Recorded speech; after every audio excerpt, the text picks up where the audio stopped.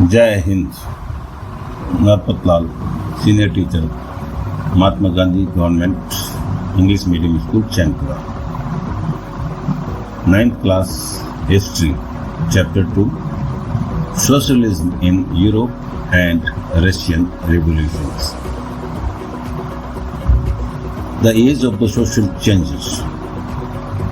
The French revolutions opened up the possibility of creating a dramatic change in the way which society was structured. Social and political changes took place all over the European continents and traced to the French revolutions. But not everyone in Europe wanted a complete transformation of society. Some were conservations, while others were liberal and radicals. Through the revolutions in Russia, the socialism became one of the most significant and powerful ideas to shape the society in the 20th century.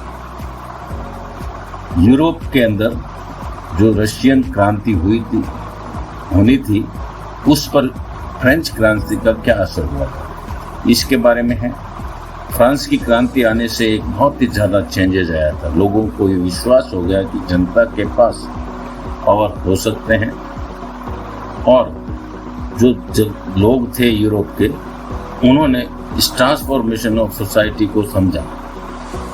कुछ ऐसे थे जो liberal थे, अपनी सुविधाएं तो चाहते थे लेकिन राजवाड़े पर विश्वास करते थे। कुछ ऐसे जो रेडिकल्स थे वो राजवाड़े पे ही विश्वास करते थे, और कुछ जो है क्रांतिकारी थे, कैपिटलिस्ट थे, जिन्होंने सारा चेंज कर दिया था। और इसका रशिया पर असर पड़ा था। वहाँ पर सोशलिज्म, समाजवाद सबसे महत्वपूर्ण बनकर सामने आया। लिबरल, रेडिकल्स एंड कंजर्वेटिव्स, 3 तरह के लोग थे जो विचारधाराएं थी, जो काम करते थे। Liberals, these leaders wanted the nation which tolerated all religions, opposed the uncontrolled power of dynastic rulers, wanted to safeguard the rights of the individuals against the government.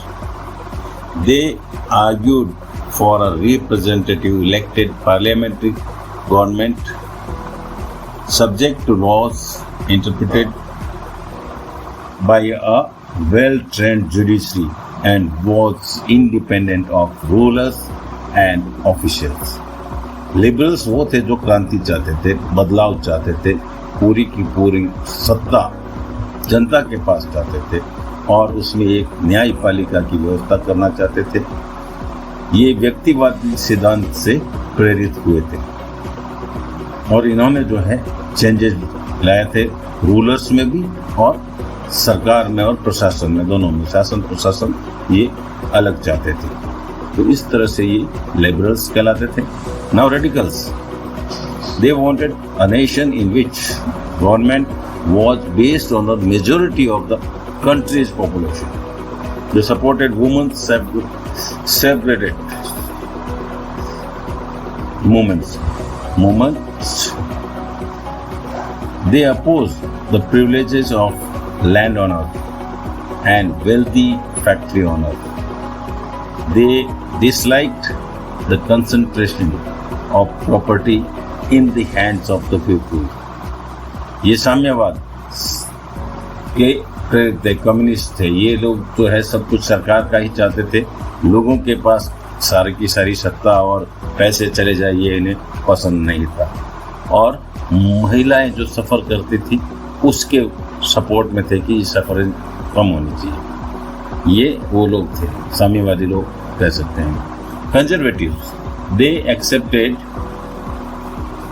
That some changes were inevitables but believed that the past had to be respected and changes had to be brought through a gradual process.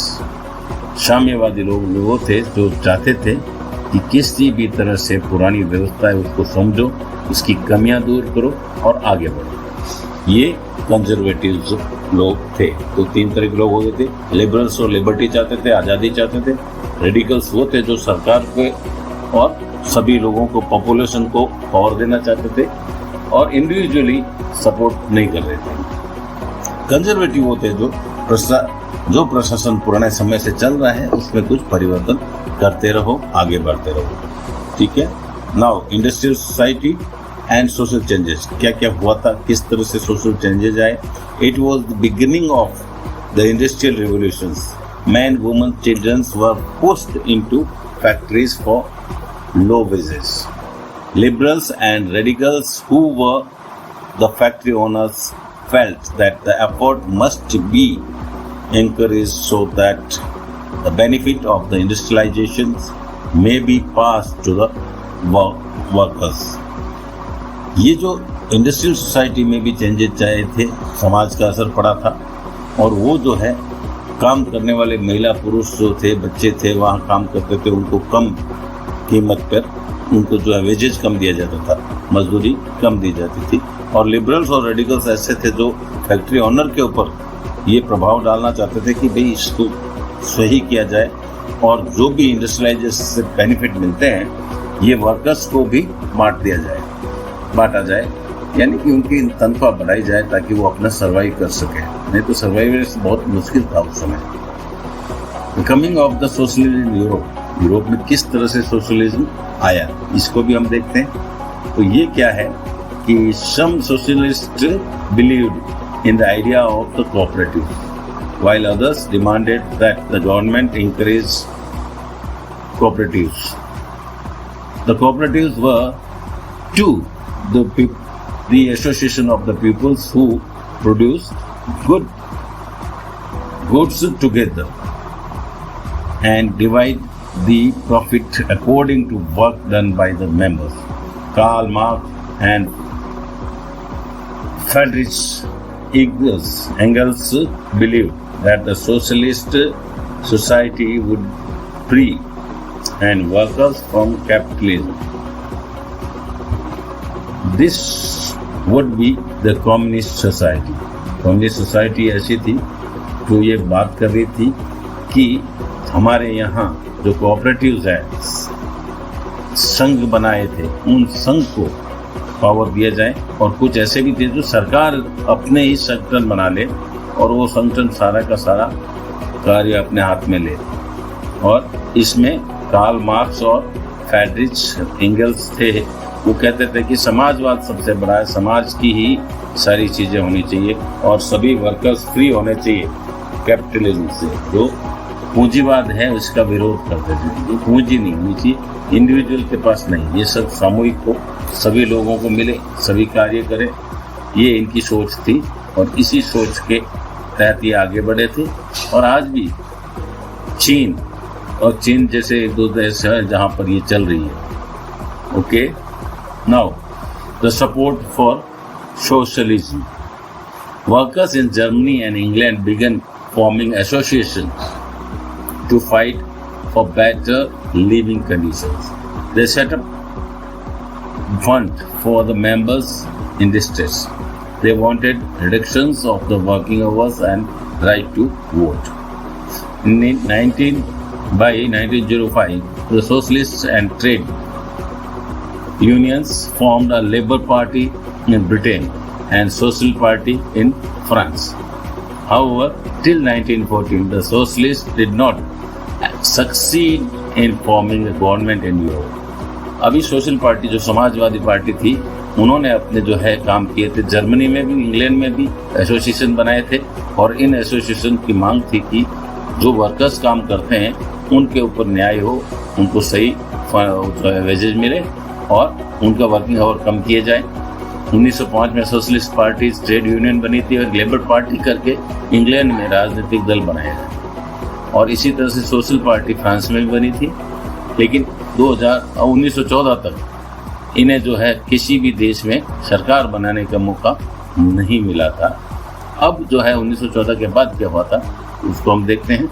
तो Russian revolution, रूस में क्रांति आई थी। ये क्रांति labour based थी। Government in Russia was taken over by the socialists through the October Revolution in 1917. the fall of the monarchy in February 1917 in Russia and event of the October revolutions are normally called Russian revolutions. रूसी क्रांति, Russian revolutions 1917 की बात है। फरवरी में पहले जो है monarchy थे उनके खिलाफ में 1917 फरवरी में जो अधिनायकवाद थे, वहाँ के राजा थे, उनके खिलाफ में कार्रवाई हुई झार से मुक्ति करने के लिए, और अक्टूबर में क्रांति हुई थी जिससे पूरे देश पर ये सोशलिस्ट पार्टी ने अपना कब्जा कर लिया था। रशियन एम्पायर इन 1940, वहाँ का साम्राज्य क्या था उसके बारे में बात करते हैं। तो Russian टीसार्स had built a vast empire which included part of the Poland, Finland, Latvia, Estonia, Ukraine, Belarus. The major religions of Russia was Orthodox Christianity, which grew up out the Greek Orthodox Church. The empire also included Catholics, then Protestants, Muslims and Buddhists. Russia के अंदर religions के बारे में बात है जहाँ तक, वहाँ पर ऑर्थोडॉक्स ईसाई थे और वो उससे करते थे, और कई देशों पर इनका प्रभाव आ गया था। पोलैंड है, फिनलैंड है और लैटविया है, लिथुआनिया है, ये देश जैसे थे जो रशियन प्रभाव में आए थे, उन सोशलिस्ट से प्रभावित हुए थे। और इस तरह से वहाँ पर और भी धर्म के लोग थे, कैथोलिक्स भी थे, प्रोटेस्टेंट्स थे, मुस्लिम थे और बुद्धिस्ट लोग थे। इस तरह से रशिया में ये धर्म के लोग आगे बढ़े थे। Now economy and society, Russia की इकोनॉमी कैसी थी? At the beginning of the 20th century, 85% of Russian populations were agriculturalists. Russia was major exporter of the food grain. Russian cultivators produce for the market and their own needs. In Russia, prominent industrial areas were in St. Petersburg and Moscow. In 1890s, many factories started due to the expansions of the railway network, and there was an increase in foreign investment in industries. Most industries were private properties of the industrialists. Government supervised large factories to ensure minimum wages and limited hours of the work. Workers were divided as the social group by skill. Workers were sometimes united to participate in strike. In the countryside, peasants cultivation most of the land, but the nobilities, the crown and the Orthodox Church owned large properties. Russian peasants wanted land of the nobles to be given to them. They refused to pay rent and even murdered the landlords. तो Russia के अंदर क्या था कि जो 20th century थी उस समय 85% लोग खेती बाड़ी पर निर्भर करते थे और मेजर एक्सपोर्टर था फूड ग्रेन्स का, अनाज का सबसे बड़ा एक्सपोर्टर रशिया ही था और यहाँ पर कल्टीवेशन भी अच्छा होता था। उसके बाद सेंट पीटर्सबर्ग और मॉस्को ऐसे थे जहाँ इंडस्ट्रीज स्टैब्लिश थे, जहाँ पर जो है उद्योग धंधे थे और इनमें काम करने वाले लोगों को, नेटवर्क को भी इन्वेस्टमेंट हो रहा था, बाहर से लोग आए थे, उन्होंने इन्वेस्ट किया था। इंडस्ट्रीज जो है प्राइवेट ही थी और लिमिटेड वर्किंग वर्क और मिनिमम वेजेज के बारे में सरकार की सुपरवाइज करती थी। वर्कर्स जो है वो डिवाइड किए हुए थे सोशल ग्रुप में और या फिर अपने कलर के हिसाब से काले गोरों पर अंतर, इस तरह से काम वो हो जाता था वहाँ पर। और ज़्यादातर बच्चे जो है लेबर्स जो है वो स्ट्राइक में पार्टिसिपेट भी किए थे। इसी तरह से peasants cultivated most of the land. जो peasant थे, किसान थे, वो अब ज़्यादातर में कल्टीवेशन करते थे और वहाँ अगर इंडस्ट्रीज लगे वो ज़मीन अपनी देना नहीं चाहते थे। ये उन्होंने मांग की थी कि जो जमींदार लोग हैं, नोबल्स है, वो अपनी ज़मीनें दें, हम क्यों दें। इस बात को लेके विरोध थे वहाँ पर। सोशलिज्म इन रशिया, अब जो रशिया के अंदर समाजवाद आया वो कैसे हुआ। All political parties were illegal in Russia before 1914 और राजनीतिक दल बनाने की इजाज़त नहीं थी। Russian Socialist Democratic Workers' Party was founded in 1898 by socialists who respected Marx's ideas. Socialists were active in countryside through the late 19th century. They formed the Socialist Revolutionary Parties in 1900. This party struggled for peasants' right and demanded that the property belonging to nobles to be transferred to the peasants. The Social Democratic Party was far divided into two wings, Bolshevik and the Menshevik. Vladimir Lenin led the Bolshevik group. ये जो socialist party बनी थी और 2014 से पहले तो 1914 से पहले तो वहाँ पर पार्टियां की परमिशन नहीं थी, लेकिन एक पार्टी जो बनी थी Russian social democratic workers party, ये जो वर्कर्स थे फैक्ट्रियों के, इन्होंने बनाई थी 1898 और इसे जो है मार्क्सवादी पार्टी नाम दिया गया। और इसी तरह से 1900 में ये ही पार्टी जो है सोशलिस्ट रिवोल्यूशनरी पार्टी बनी थी और दो भागों में डिवाइड हुई थी। मेजर पार्टी बोल्शेविक बनी थी और इसको व्लादिमीर लेनिन ने लीड किया था। और इस तरह से एक ट्रबुलेंट टाइम आया था 1905 में, रेवोल्यूशन हुई थी, एक पहले रेवोल्यूशन को बोल सकते हैं। In the beginning of the 20th century Russia was still an autocracy and चिशास was not subject to parliament. इस तरह से वहाँ जो है पार्लियामेंट का काम नहीं हो रहा था और 20th century में वही ऑटोक्रेसी थी, अधिनायकवाद था। Year 1904 was bad for Russian workers because of the increase in price of essential goods. Moreover, the real wages declined by the 20%. ये एक ऐसा था जब आर्थिक रूप से नुकसान रशिया में हुआ। In 1905, on one Sunday, that is the processions of the workers led by Father Gapon reached the winter place. It was attacked by the police and the Cossacks. Over 100 workers were killed and about 300 wounded. This incident, known as the Bloody Sunday, started a series of events that came to know as the 1905 revolutions. Strike took place all over the country. During the 1905 revolution, the Tsar allowed the Tsar dismissed the first Duma within 75 days and re-elected the second Duma within 3 months. The Tsar did not want any questioning of his supreme authority. झार जो राजा के नाम से वहाँ जाना जाता था, झार कहते थे उसको। 1905 में वहाँ संडे के दिन वर्कर्स पार्टी जो थी वो फादर्स ऑफ द कैप्टन वहाँ के प्रधानमंत्री की तरह थे, उनके यहाँ गए थे और विंटर पैलेस की तरफ बढ़े। उनके ऊपर पुलिस ने अटैक किया, 100 वर्कर्स वहाँ मारे गए और 300 वहाँ पर घायल हुए और इसको ब्लडी संडे के नाम से, खूनी रविवार के नाम से जानते हैं। और इनकी मांग थी कि जो ज़्यादा से ज़्यादा ज़मीन किसानों को दे दी जाए, मजदूरों को जो है वर्किंग आवर कम किए जाए, उनको रेट बढ़ाई जाए।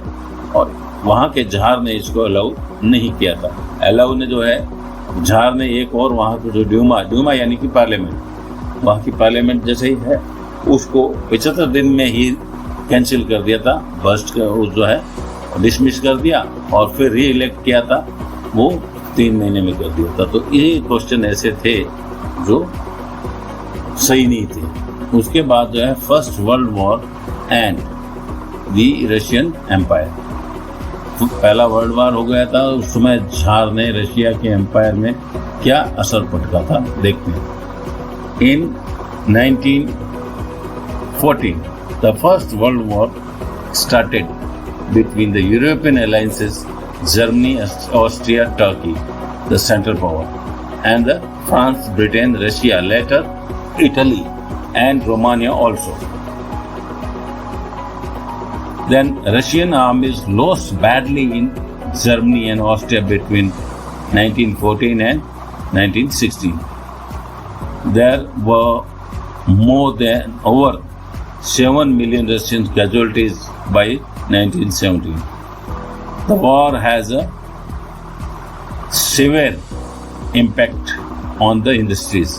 Large supplies of the grains were sent to feed the vast army.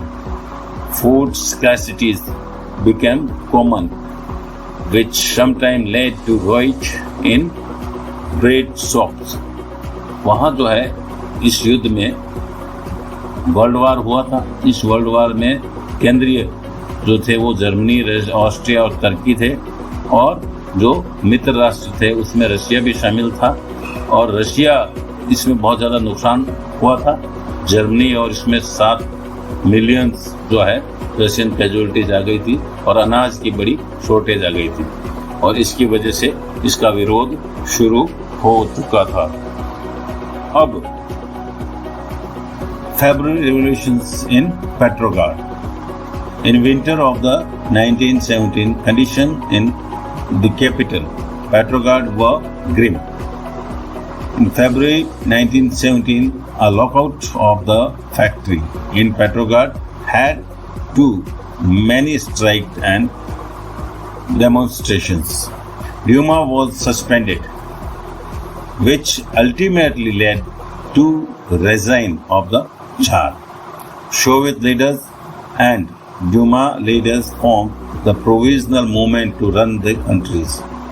फरवरी में जो वहाँ पर एक क्रांति आई थी उसमें जो नुकसान हुआ था पेट्रोग्राड में, वहाँ लोग इकट्ठे हो गए थे और ज़ार को हटाया गया था, और ज़ार के साथ जो है उन्होंने एक नई ड्यूमा बनाई थी और उसने पूरा कंट्री चलाने का काम शुरू कर दिया था।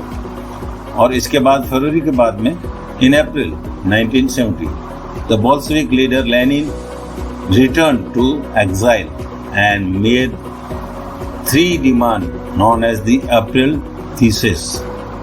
Throughout the summer, workers' movement spread. Peasants seized land between July and September. Bolshevik leader बन गए थे लेनिन, और उनको आने के बाद उन्होंने अप्रैल थीसिस के नाम से जानते हैं, इसमें जो है वर्कर्स थे उन्होंने अपना मूवमेंट आगे बढ़ाया, और साथ ही साथ किसानों ने जमीनों पर अपना कब्जा शुरू कर दिया था। द रेवोल्यूशंस ऑफ अक्टूबर 17, और अक्टूबर 17 1917 में जो क्रांति आई थी उसका परिणाम, the conflict between the provisional government and Bolshevik grew. On 16 October 1917, Lenin proceeded and Petrograd Soviet and the Bolshevik Party to agree to a socialist seizures of the power. The uprising began on 24th October 1917, and there was heavy fight between pro-government troops and Bolsheviks. By December 1917, the Bolsheviks controlled the Moscow-Petrograd areas. ये जो है एक वो जो सरकार बनी थी, अस्थायी सरकार थी, उसके खिलाफ लेनिन की बोल्शेविक पार्टी आई और इन्होंने लड़ाई शुरू हुई। अक्टूबर 24 1917 में इन्होंने शुरुआत कर दी थी, और दिसंबर में आते आते इन्होंने जो है मॉस्को पर अपना अधिकार कर लिया था। इस तरह से क्रांति वहाँ पर हो चुकी थी। और इसी का नतीजा हुआ कि वहाँ एक क्रांति आई, लेबरिज्म बना। Bolshevik nationalised bank industries in November 17.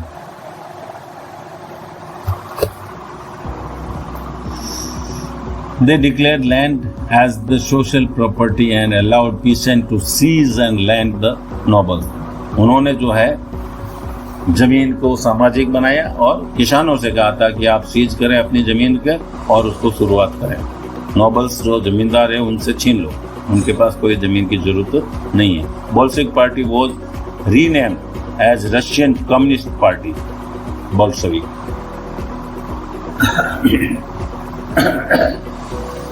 The Bolshevik in November 1917. The Bolshevik conducted the election to the Constituent Assembly, but failed to gain majority support. Bolshevik में जो रशियन कम्युनिस्ट पार्टी बनाई थी, इलेक्शन किए थे लेकिन मेजोरिटी नहीं मिल पाई थी। इन January 1918, the assembly rejected Bolshevik measures and Lenin dismissed the assembly. तो लेनिन ने जो है असेंबली को डिसमिस कर दिया था। Bolshevik become the only party to participate in election to the Russian Congress of the Soviet, which was parliament of the country. और फिर बोल्शेविक ने और लेनिन ने ये किया कि वहाँ एक ही पार्टी चुनाव लड़ सकती है और वो थी यही रशियन कम्युनिस्ट पार्टी। तो इस तरह से उन्होंने जो है सत्ता अपने हाथ में ले ली थी। ये अक्टूबर के बाद की चीजें हैं। और उसके बाद कुछ सिविल वॉर भी हुए थे। सिविल वॉर क्या हुए थे? When the Bolshevik order land redistribution, the Russian army began to break up soldiers, mostly peasant, which goes to home for a redistribution and deserted. The pro-Tsarist, the white, and the socialist, the green, fought a civil war with the Bolshevik, the Reds, during the 18 to 19. Most non-Russian nationalists were given political autonomy. In USSR created the Bolshevik in 1922. इस तरह से civil वार हुए थे। जो सैनिक थे वो किसानी थे, वो वापस गए, उनकी जमीन को रिडिस्ट्रीब्यूशन में समस्या आई तो आपस में युद्ध भी हुए और अपनी जमीनों को उन्होंने लेने की कोशिश की थी। ये सिविल वार वहाँ हुए थे और 1922 तक जो है इन्होंने बोल्शेविक ने उसमें नियंत्रण कर लिया था। Now making a socialist society, हर जगह एक सोसाइटी बना दी सोशलिस्ट। तो during the civil war Bolshevik kept industries and bank nationalized. They permitted peasants to cultivate the seized land to show collective work. The processes of centralizing planning was introduced and official made 5-year plan for improvement of the economy. Rapid constructions brought poor working conditions for workers and extended schooling system were developed and arrangement were made for the factory workers and peasants to enter universities. The crèches were established in factories and children's of women workers.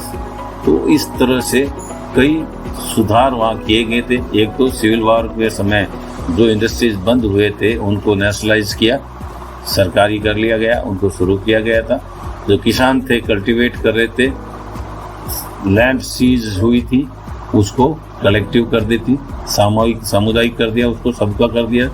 और इसी तरह से centralise planning किए थे जो 5-5 साल के लिए शुरुआत हुए थे, पंचवर्षीय योजनाएं बनाकर ताकि इकोनॉमी सही हो जाए। इस तरह से काम किए थे और इसी तरह स्कूलिंग सिस्टम बनाया, किसानों और मजदूरों के लिए यूनिवर्सिटी तक पहुंच सके ऐसी व्यवस्था की गई थी। और जो फैक्ट्रियों में काम करते थे वुमेन्स, उनके बच्चों के लिए क्रैचेस बनाए थे। ये सारी चीजें उन्होंने सोशलिस्ट रूप से किए थे। Then Stalinism and collectivisations, The period of the early planned economy was linked to disaster of the collectivization of the agricultures. By 1927-28, the town to Soviet Russia were facing an acute problem of grain supplies. Stalin, who headed the party after death of Lenin, introduced firm emerging measures. He introduced collective farming to reduce shortage of the grains in country. However, bad harvest during 1930 and 33 led to famines over the 4 million pupils dying. Those who criticized Stalin's policy were charged and conspiracy against socialism. By 1939, over 2 million pupils were imprisoned and sent to labor camp. वहाँ जो है Stalin आए थे Lenin की मृत्यु के बाद, और उन्होंने रशिया में कुछ चेंजेस किए थे और उनका नुकसान भी काफ़ी हुआ था। और जो अकाल हुआ था 1930 से 33 के बीच में, इसमें 4 मिलियन लोग जो है उनकी मृत्यु हो गई थी। इससे उनका विरोध भी हुआ था। ये रशिया का था। और फिर रशिया ने जो है आगे बढ़ने के लिए अब global influence of the Russian revolutions and USSR. The impact of the Russian Revolution was felt globally, with the communist parties being formed in many countries.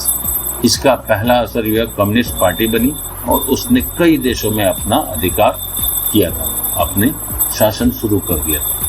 By the time of the outbreak of Second World War, the USSR had given socialism by global fish and the world status. USSR become the greater power. और इस तरह से रूस जो है, Soviet संघ रूस से एक बहुत ही मजबूत पावर महाशक्ति बनकर उभरा। Its industries and agriculture had developed and the poor were being fed, but it had denied the essential freedom to its citizens and adopted repressive policies for the development of the project. इसमें आदमी के निजी अधिकार खत्म हो गए थे, परेशानियां ये आई थी। डेवलपमेंट खेती में किया था, इंडस्ट्रीज में किया था, लेकिन समाज में लोगों के अपने अधिकारों में कमी आई। By the end of the 20th century, the international reputation of the USSR as a socialist country had declined. Oh, it was recognized that the socialist ideas still enjoyed respect among its people. समाजवाद, साम्यवाद के ideas के बारे में 20वीं सदी आते आते विरोध भी शुरू हो गए थे, लेकिन फिर भी लोग उसे पसंद करते हैं। In each country, the idea of the socialists were rethought in variety of the different ways. किसी भी तरह से अलग अलग रास्ते से लोगों ने विचार किए हैं कि किसी तरह से बने। Many Indian writers like Jawaharlal Nehru, Rabindranath Tagore were impressed by Russian Revolution and its ideas. और भारत के लोग भी उससे काफ़ी इम्प्रेस्ड हुए थे। तो इस तरह से हमने बात की है रशिया के बारे में, रशिया की क्रांति के बारे में, यूरोप में आए अलग अलग सिस्टम के बारे में, और यही सबसे महत्वपूर्ण बातें थी जिनके बारे में हमें बात करनी थी। ठीक है, अब डेमोक्रेटिक के बारे में बात करें तो peoples, group of the peoples who believe in the universal adult franchise, वो डेमोक्रेट्स होते हैं, अपनी सरकार के लिए खुद अपना मतदान कर देते हैं। और इसी तरह से separated movement to provide women's the right to vote, उसको बोलते हैं। ऐसे जो उस समय हुए थे महत्वपूर्ण घटनाएं घटित हुई थी एंड आगे बढ़ी थी। Jadidist means Muslim reformers within the Russian empire, Russia के अंदर मुस्लिम लोग थे, वो अपने आप को बात को आगे पेश कर रहे थे, वो कहलाए थे। और इसी तरह से real wage, quantity of the goods in which the wage was still actually buying. Duma Russian parliament कहलाता है और ये क्रिएट हुआ था 1905 में फर्स्ट टाइम। देन अगेन एक अप्रैल थीसिस, उसमें जो है लेनिन ने अपनी तरफ से 1917 में जो वार क्लोज किया था उसके बाद आगे बढ़ाया था कि किस तरह से नेशनलाइज किया जाए, सारे बैंक और पीसेंट्स इन सब को नेशनलाइज कर दिया गया था। Right, okay. नाउ इसी तरह से अब हम देखते हैं कि ये जो रशियन क्रांति हुई थी इसका पूरे विश्व पे आगे बढ़ा था। झार वहाँ का राजा को बोलते थे, title of the emperor of the Russia वो था czar. Right, okay, see you.